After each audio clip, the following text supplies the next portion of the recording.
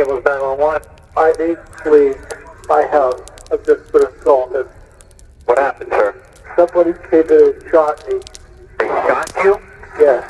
Who did it? I don't know. I can't see. I need police and I need an ambulance. Okay. Where did he shoot you? My head. Are you bleeding? Do you see any blood? I'm bleeding all over, yes. Okay. Adopted son hires hitman to kill parents. Sutton family true crime. In 2004, in the sun-soaked city of Miami, a family's picture-perfect life was shattered in the most unimaginable way. A son's dark and troubled past came back to haunt his parents, leaving devastation in its wake. This is the chilling story of the Sutton family murders. At first glance, life couldn't have been better for John and Susan Sutton. The couple had adopted their first child, Christopher, in the late 1970s, and 7 years later, they welcomed their daughter, Melissa. Together, they formed a close-knit family of 4, living in a luxurious home in Coral Gables, Florida, a prestigious neighborhood known for its vibrant energy and dreams of success. John was a highly respected attorney, renowned for his mastery of the law and his ability to win even the most high-profile cases. Since becoming a licensed lawyer in 1972, he had built an impeccable reputation. His sharp mind and unyielding work ethic made him a standout in his field. Meanwhile, Susan was the glue that held everything together. As a head nurse in the surgical intensive care unit, she was no stranger to pressure and responsibility. But beyond her professional accomplishments, she was John's rock, both at home and in his office. Together, they traveled through the Caribbean, shared adventures on their boats, and created a seemingly perfect life. But like any family, they faced challenges beneath the surface. Melissa, calm and obedient, was the epitome of the ideal daughter, responsible, kind, and protective of her home. Christopher, however, was a different story. He had always been the black sheep of the family, though he appeared to have left his troubled ways behind. His parents had no idea what darkness truly lingered within him.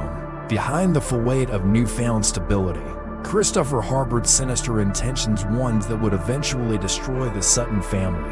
On August 22, 2004, John and Susan hosted a celebratory gathering at their Coral Gables home on Orduna Drive. Located near Granada Boulevard in an area once ominously referred to as the Devil's Den. The occasion was twofold. Susan had just turned 57, and John's law firm, the Sutton Law Group, had recently secured 3 significant case victories. Among the attendees were Christopher and his fiancée, Juliet Driscoll, as well as John's law partner, Teddy Montoto. After a lively evening of laughter and conversation, Christopher and Juliet left for the movies, while Teddy, feeling drained, headed home. The Suttons, like clockwork, retired to their separate bedrooms, a long-standing arrangement due to John's thunderous snoring, which Susan could no longer tolerate.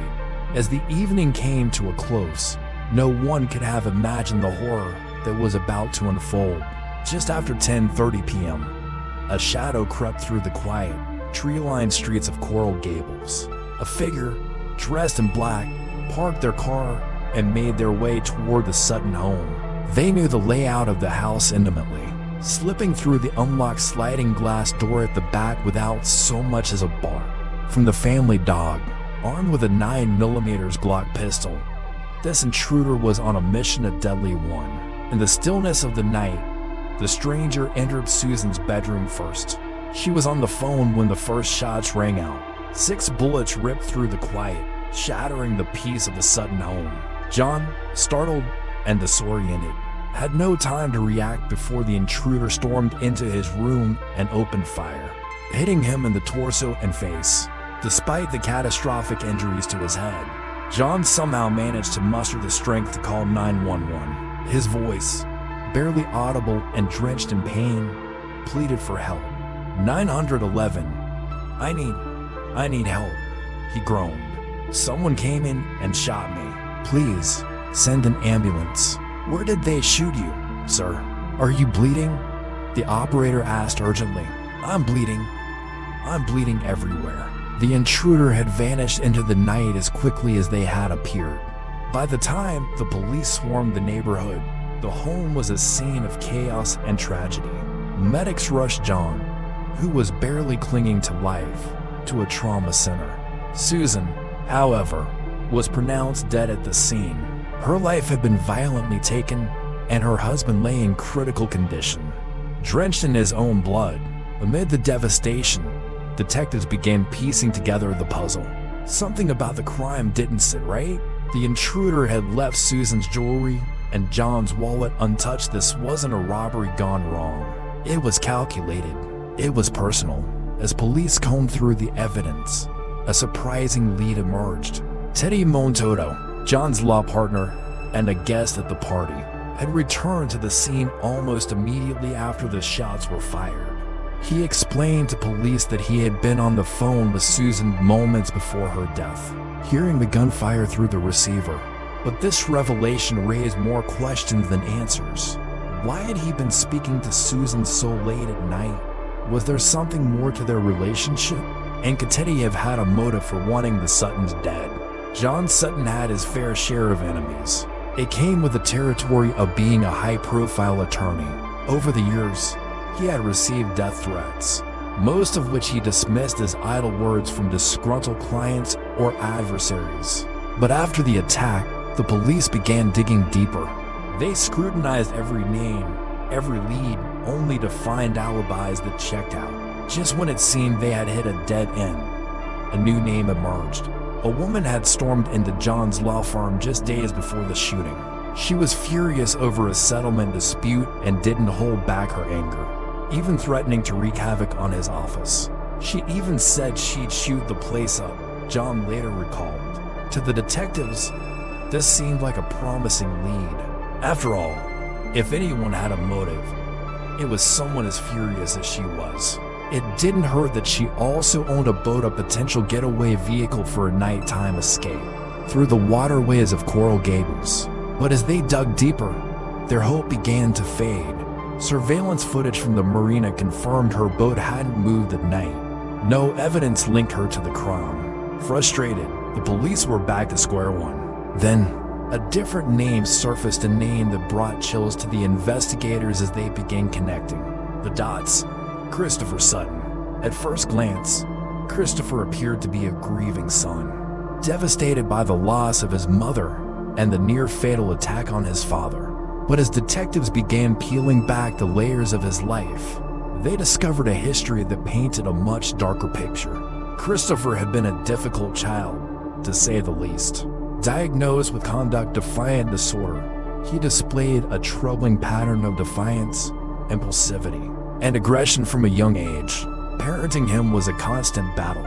He was expelled from multiple schools, and no matter where his parents enrolled him, he would sneak out through back doors, skip classes, and refuse to participate. By high school, his behavior escalated. He and some friends broke into a teacher's house, vandalizing the property with graffiti. It wasn't long before the police were involved, and Christopher found himself arrested, a pattern that would repeat itself in various forms. Throughout his teenage years, he was, by all accounts, a rebellious spirit. Christopher became obsessed with tattoos, body piercings, and drugs, hobbies his parents vehemently opposed. Whenever he didn't get his way, his anger would explode, leaving a trail of destruction in its wake. By the age of 16, he even owned a rifle. One chilling day, he pointed the rifle at Susan and his younger sister, Melissa. Although the gun was unloaded, the threat was very real. He later laughed it off as a joke, but the incident left his family shaken to their core. As time went on, Christopher's disdain for his parents grew into something far more sinister. Susan, while cleaning his room one day, stumbled upon a note, scrawled in his handwriting. Was something no mother should ever have to read, his desire to kill his own parents. When she confronted him, he brushed it off with a casual joke. But Susan wasn't laughing. She was terrified. The woman who had spent years trying to protect her family now feared for their safety. Desperate, Susan and John decided something had to be done. They considered getting a restraining order but ultimately felt it wouldn't be enough. They needed Christopher out of the house and out of their lives, at least temporarily. Their solution? Paradise Cove, a behavior modification school for troubled teens in Samoa. The program promised to transform troubled boys into disciplined young men. For the Suttons, it seemed like their last hope. But Paradise Cove was no paradise.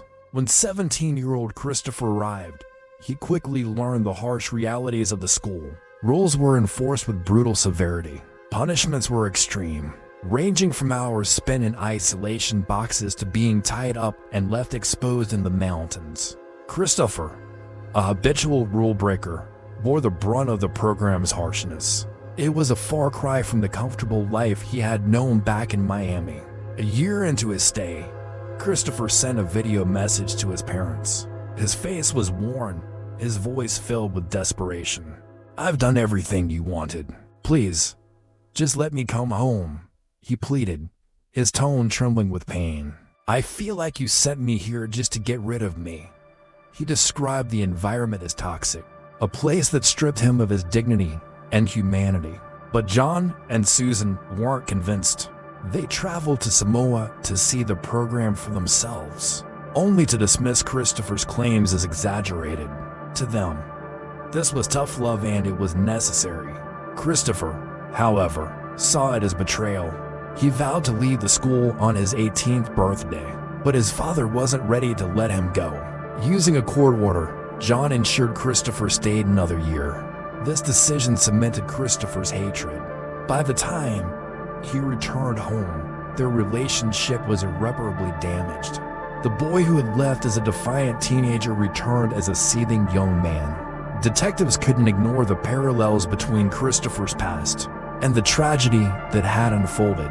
Could the attack on his parents have been an act of revenge, born out of years of resentment and anger? It wasn't long before Christopher became their prime suspect. On the surface, Christopher's alibi seemed airtight. The night of the attack, he and his fiancée, Juliet, had gone to the movies. Surveillance footage confirmed their presence at the theater. But something stood out. In the footage, Christopher appeared fixated on his phone. Phone records revealed he had called the same number a staggering 331 times in the weeks leading up to the attack. That number belonged to Garrett Kopp, Christopher's childhood friend and frequent partner in drug use. Months after the horrifying events of August 22, 2004, the case took a major turn. Garrett Kopp, Christopher Sutton's childhood friend and frequent smoking partner, was arrested. Surprisingly, it wasn't for the Sutton case, at least not at first. Garrett had assaulted someone with a gun in another part of Miami, less than 24 hours after the shooting. This unrelated crime would inadvertently lead police straight to the breakthrough they needed. Detectives, eager to connect the dots, contacted the officer who had apprehended Garrett. They requested the weapon he had used in the assault. When it was tested, the results were chilling. The gun was a match to the weapon used in the Sutton shooting. It was now clear that Garrett wasn't just a suspect. He was the man who had pulled the trigger that tragic night. With evidence in hand, detectives wasted no time bringing Garrett in for questioning. Over 6 grueling hours, he resisted, initially revealing little about what had happened. But the pressure was relentless. When officers pushed harder, Garrett's story began to unravel. Did you come up with this plan on your own, or was someone else involved? They demanded. It wasn't me, Garrett finally admitted, his voice shaky. It was him, Christopher. The floodgates opened. Garrett confessed that Christopher had orchestrated the entire plot. He explained how Christopher had promised him $100,000, a portion of the $500. Zero life insurance payout Christopher expected to collect after his parents were gone. Garrett revealed that Christopher had been obsessed with the idea of revenge, so much so that he threatened to kill Garrett and his son if he dared tell anyone about the plan. In painstaking detail, Garrett recounted how Christopher had laid the groundwork. He had deliberately left the sliding glass door at the back of the house unlocked. and even provided Garrett with a layout of the home, down to the specific locations of his parents' bedrooms. That night, Garrett entered the house with ease. Susan was under her blanket when he fired 6 shots, ending her life instantly. John, though critically wounded, managed to survive. Garrett's confession was damning, but detectives weren't finished yet. They needed more evidence to build their case against Christopher. Determined, they turned to someone who might know him better than anyone, his fiancée, Juliet Driscoll. When Juliet was brought in for questioning, she appeared confident and calm, insisting she had nothing to hide. Over the course of a grueling 13-hour interrogation, she maintained her innocence. She spoke fondly of John and Susan, describing how they had treated her like family. John had even given her a job at his law firm, and Susan had taken the time to teach her practical skills like makeup and home management. She tearfully professed her love for the Suttons, emphasizing that she would never harm them. But the detectives weren't convinced. As the pressure mounted, Juliet realized the severity of her situation. Faced with the possibility of being implicated, she broke down. That's when she revealed a shocking truth: the deep-seated hatred Christopher harbored for his parents. She described how his resentment had festered over the years, fueled by the trauma of being sent to Paradise Cove. Christopher believed that his life would have been better if he had never gone to Samoa. He blamed his parents for everything that had gone wrong in his life and wanted them to pay for what they had done. According to Juliet, he was willing to wait as long as it took to exact his revenge. Meanwhile, John Sutton was slowly recovering in the hospital. Though his life would never be the same, the injuries he sustained left him permanently blind. Melissa, his daughter, described the moment she first saw him after the attack. He was unrecognizable. It was a miracle he survived, despite his condition.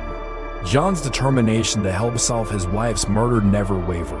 After being discharged from the hospital, John moved in with Christopher, unaware of his son's betrayal. Within days, Christopher began attempting to take control of his father's bank accounts. John was stunned by the audacity, but the full truth wouldn't hit him until detectives arrived one morning with devastating news. Christopher was the mastermind behind the attack. They warned John not to let anyone into the house until they arrived. When they explained the evidence to him, it all began to make sense. Christopher's actions weren't just opportunistic, they were calculated. By the time the warrant for Christopher's arrest was issued, he had fled. For nearly 2 weeks, he evaded capture, but eventually, his run came to an end. Christopher Sutton was arrested, and the trial that followed would reveal the full extent of his dark and twisted motivations. As the prosecution laid out their case, a clearer picture of who Christopher truly was began to emerge. The much-anticipated trial began on July 7, 2010. Inside the courtroom, tension was palpable. John Sutton, now blind from the attack, sat far from his son, Christopher. The distance between them wasn't just physical, it symbolized the immeasurable chasm that Christopher's betrayal had carved into their family. Prosecutor Kathleen Hogue wasted no time laying out her case. She detailed how Christopher had hired a hitman to murder his parents, driven by a toxic mix of greed, anger, and a long-standing thirst for revenge. Step by step, she painted a devastating picture of Christopher's life after he returned from Samoa. He had no stable job, no direction, and no ambition. Instead, he sold drugs to get by and relied entirely on his parents for financial support. But his resentment festered. His dependency on them only fueled his hatred, making him desperate to break free by any means necessary. Garrett Kopp, the hitman Christopher hired, was the first to take the stand. His testimony was a blow to the defense. Calmly, he recounted the horrifying events of that night. "Mr. Kopp," the prosecutor began, "did you shoot Susan Sutton with the intent to kill her?" "Yes," Garrett replied bluntly. "And did you succeed?" "Yes." "And what about John Sutton? Did you shoot him with the same intent?" "Yes." "Did you succeed in killing him?" "No." Garrett proceeded to explain how Christopher had meticulously planned the crime. The two had spent months devising the details. Christopher even gave him $50 to buy black clothing for the job at Walmart.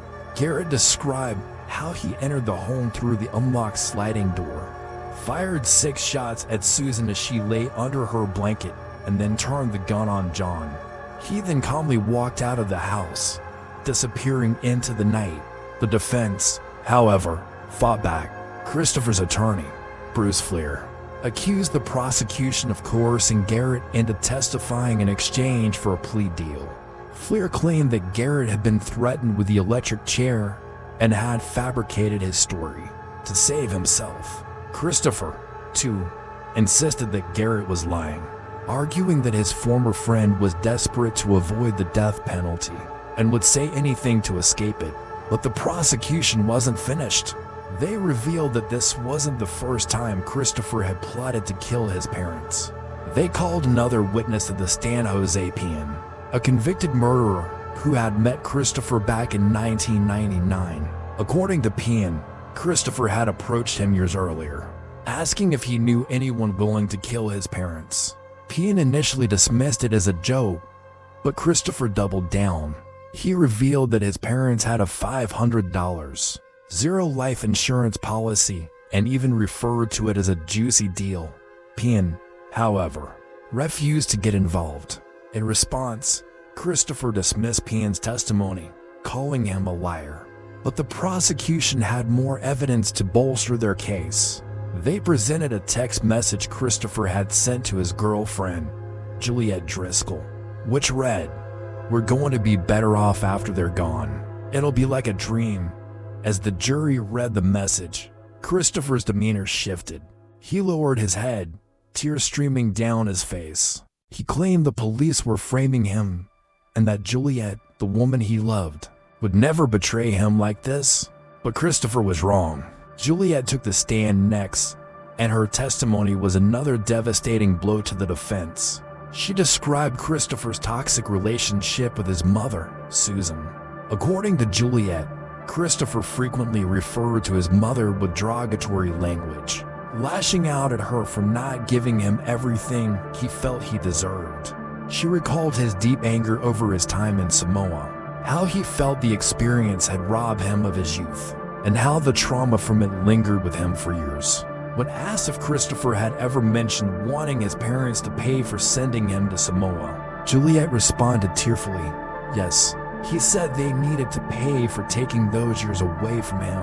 Christopher's attorney tried to discredit her testimony, suggesting she had been coerced into speaking out against him.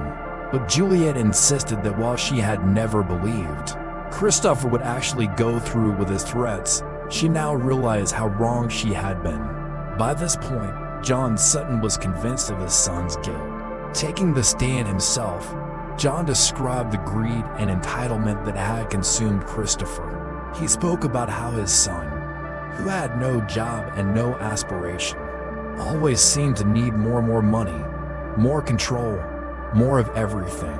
After John was discharged from the hospital, Christopher had tried to take over his finances. Suspicious, John had kept certain details hidden, unknowingly protecting himself from his son's schemes. And yet, as John recounted these events, his voice carried a deep sorrow. Despite the overwhelming evidence against Christopher, John struggled to reconcile the image of the son he had raised with a man who had tried to destroy him. John Sutton sat in the courtroom, unable to see but still bearing witness to the destruction his son had wrought. When the moment came, his voice trembled with a mix of pain and resolve as he addressed the court.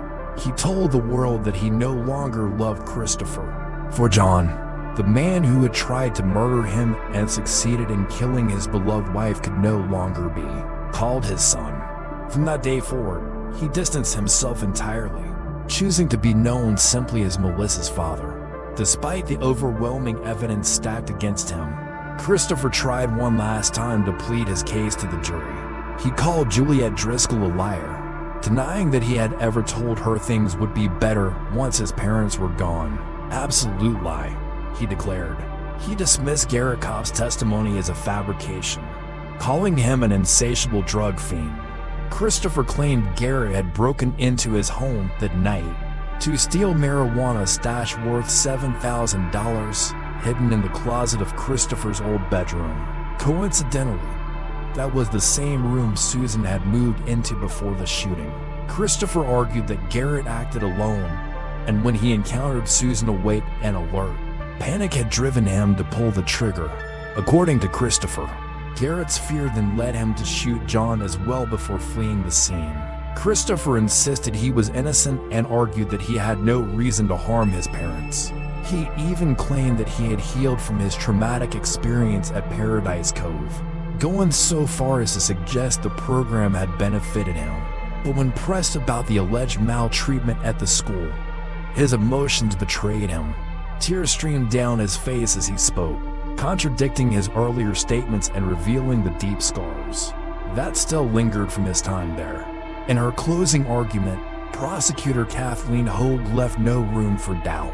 She described Christopher as a greedy, lazy, and entitled man who had harbored resentment toward his parents for years. She urged the jury to connect the dots, the years of anger, the meticulous planning, and the cold execution of his twisted plan. Look at the facts, she implored, and do the right thing. After a day and a half of deliberations, the jury delivered their verdict. Christopher Patrick Sutton was found guilty of first-degree murder and attempted first-degree murder. He was sentenced to life in prison without the possibility of parole. Garrett Kopp, having pleaded guilty to second-degree murder, received a 30-year prison sentence. His father, Mitchell Kopp, expressed deep disappointment, lamenting that his son would spend nearly half his life behind bars for what he called a silly decision. With Christopher behind bars, John Sutton began the long process of rebuilding his life. He returned to his law firm, relying on an aide to help him memorize his briefs. Despite his blindness, John continued to win cases, demonstrating the same sharp intellect and determination that had defined his career. Hoping for a medical breakthrough, he sought treatment at the Scapin's Eye Research Institute in Massachusetts, where he underwent a procedure to implant a device around the back of his eye. While waiting for a permanent solution, John found solace in his work and in the support of a loving girlfriend who stood by his side unconditionally. Now, in his 70s, John Sutton continues to practice law, navigating life one step at a time. But one thing has not changed. He has not forgiven Christopher for what he did to their family. The shadow of the night in 2004 still looms large, a reminder of the pain and loss that will never fully heal. Could this tragedy have been prevented? What could have been done differently to change Christopher's path? Was there a moment when things could have turned out another way? Let us know your thoughts. If you want to explore more stories like this where truth hides in the shadows, join us at Truthing Shadows. Don't forget to like this video, subscribe, and turn on notifications so you never miss another deep dive into the stories that shape our world. Thank you for watching. Here's the revised version with philosophical insights, reflections, and practical applications of stoicism, logic, and even religious considerations. The aim is to subtly weave these elements into the narrative while maintaining emotional depth and staying true to the context. Extract. John Sutton sat in the courtroom, a man forever altered by tragedy. Though he could no longer see, his words carried the weight of decades of love, pain, and betrayal. When the moment came, he addressed the court with measured strength, declaring that he no longer loved his son, Christopher, the man who had orchestrated the murder of his wife and the attempt on his own life, could no longer be a part of him. From that moment forward, John publicly distanced himself, choosing instead to be known simply as Melissa's father. For many, this declaration was unimaginable, yet it underscored a profound truth. Forgiveness does not always mean reconciliation. Despite the mountain of evidence against him, Christopher clung to his innocence. He denied Juliet's testimony, calling her a liar, and labeled Garrett Kopp a drug addict motivated only by self-preservation. He spun a new narrative. Garrett had acted alone, breaking into the house to steal marijuana hidden in Christopher's former bedroom, the same room Susan had moved into. He argued that Susan's presence startled Garrett, causing him to panic and pull the trigger. In a shocking twist, Christopher even claimed that his time at Paradise Cove, a place he had once described as tortuous, had ultimately benefited him. But when pressed about the emotional scars left by the experience, his full weight cracked. Tears welled up as he spoke of the trauma he had endured, exposing the unresolved wounds that continued to define his life.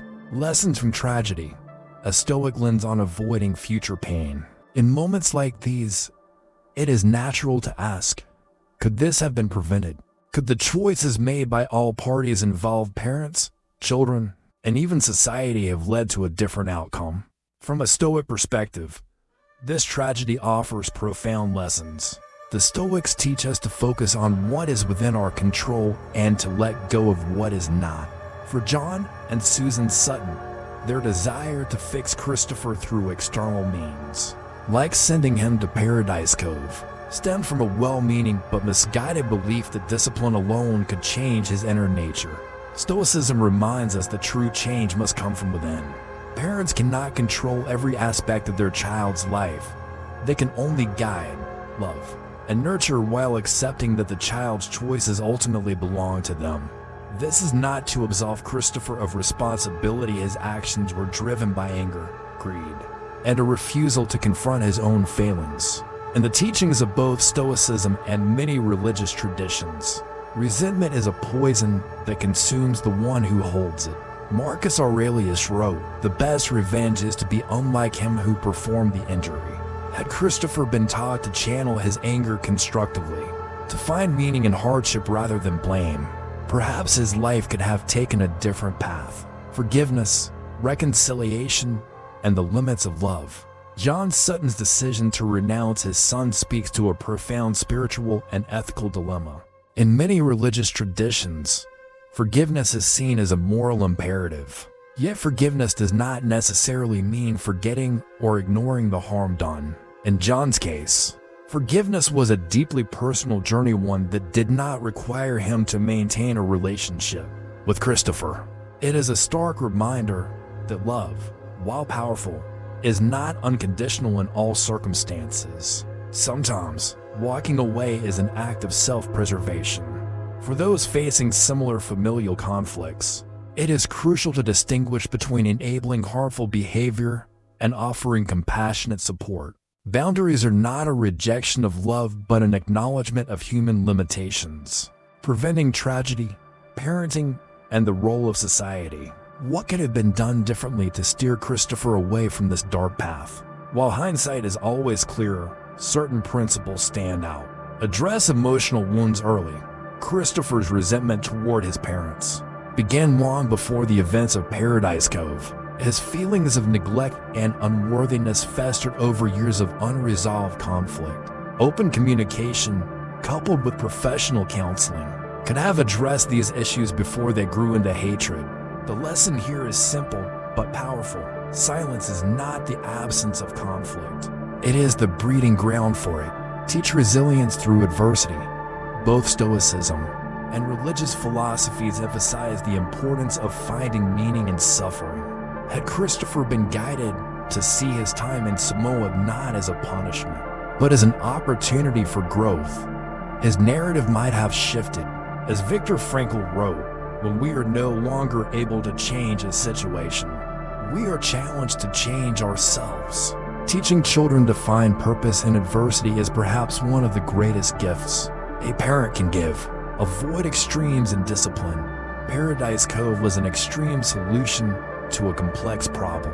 Harsh environments often breed resentment rather than reform. A more balanced approach, one that combines structure with empathy, could have allowed Christopher to feel supported while still holding him accountable for his actions. Community and mentorship. Isolation was a recurring theme in Christopher's life. Beyond his immediate family, it seems there were few positive influences to guide him. Communities, schools, and faith-based organizations can play a critical role in providing mentorship and a sense of belonging. particularly for at-risk youth. Justice served in moving forward. As the trial came to a close, prosecutor Kathleen Hogue left the jury with a powerful reminder: greed and entitlement had driven Christopher to destroy the very people who had given him life. Her words echoed the teachings of many spiritual traditions that unchecked desires lead to suffering, not only for the victim, but also for the perpetrator. After just a day and a half of deliberation, the jury returned its verdict: guilty. Christopher Sutton was sentenced to life in prison without parole. Garrett Kopp, who had cooperated with the investigation, received a 30-year sentence. In the aftermath, John Sutton began piecing his life back together. Despite his blindness, he returned to practicing law, demonstrating resilience that would inspire many. His story reminds us that while we cannot always control what happens to us, we can control how we respond. This is the essence of Stoicism: to endure with grace and define purpose, even in the darkest of times. As we reflect on this case, let us remember that tragedies like this are not inevitable. Through love, communication, and the cultivation of emotional resilience, we can create families and communities that support, rather than fracture, one another. In the words of Epictetus, it's not what happens to you, but how you react to it that matters.